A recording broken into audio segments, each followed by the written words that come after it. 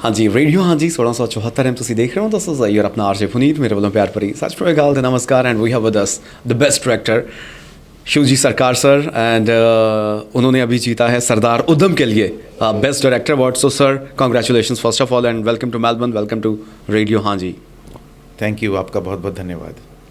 Sir Sardar Udham seriously like we were talking just now, it's amazing film. Like जैसे आपने वो specially climax scene show किया, इतने emotions नहीं तो बंदा बहुत सारी फिल्म्स देखता है, पहले तो ये होता है कि बिल्डअप करना है कैरेक्टर, उसके बाद ऑडियंस को एंगेज करना है और उसके बाद क्लाइमैक्स सीन आता है चला जाता है। लेकिन this climax scene was like more than 20 minutes and we were so engaged in that scene.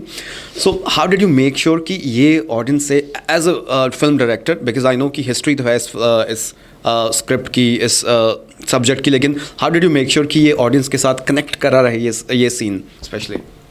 देखिए, वो क्लाइमैक्स जो है ऑलमोस्ट 40 मिनट्स का है, 40-45 मिनट्स का है शायद। सो पहली बार जब मैं जलियांवाला बाग गया था, गोल्डन टेम्पल गया था और वहाँ से जस्ट वॉक करके जलियांवाला गया था बाग।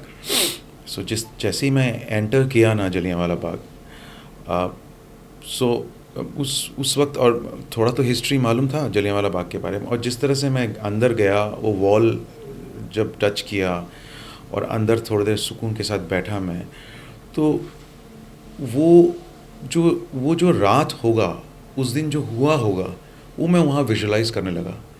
तो वहाँ और मेरे रोंगटे खड़े हो गए उस वक्त, और मैं वहाँ से हिल नहीं पाया, क्योंकि ऐसा मैसेकर और ऐसा हत्याकांड, ऐसा ब्लड बाथ शायद ही कहीं हुआ होगा, और शायद ही दुनिया को मालूम है कि हिंदुस्तान में ऐसा कुछ हुआ था, किसी को याद ही नहीं है।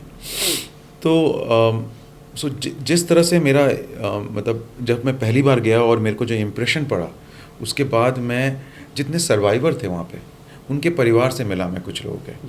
तो इसीलिए आप देखेंगे कि मैंने, बहुत लोगों ने लगा कि बहुत लंबी है वो क्लाइमैक्स, लेकिन मेरे को लगा कि उसको जस्टिफाई करने के लिए कि उस रात को एक इंसान क्या फील कर सकता होगा जहाँ पे ऐसे ही अंधाधुंध गोलियाँ चली हैं।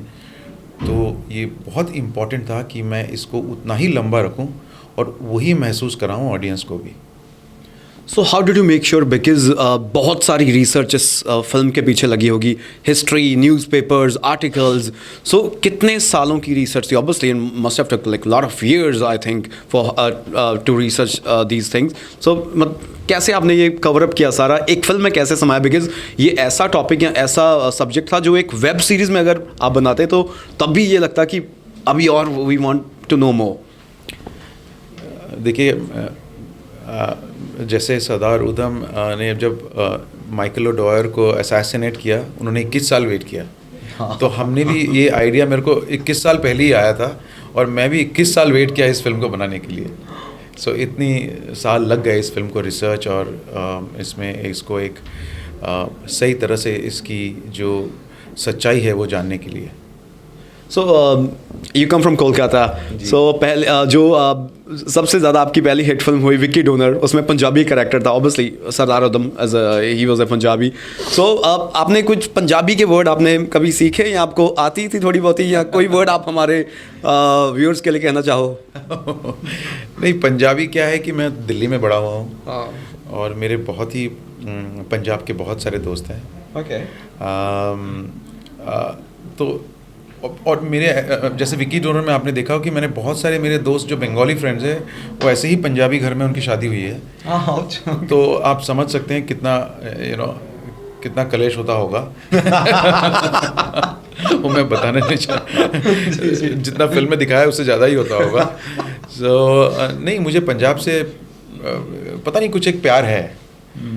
मैं एवरी ईयर मैं वहाँ जाता हूँ, जलियांवाला बाग और गोल्डन टेम्पल, और पता नहीं कुछ है पंजाब के साथ, वो मैं डिस्क्राइब नहीं कर सकता, लेकिन एक दिल के अंदर से एक प्यार है।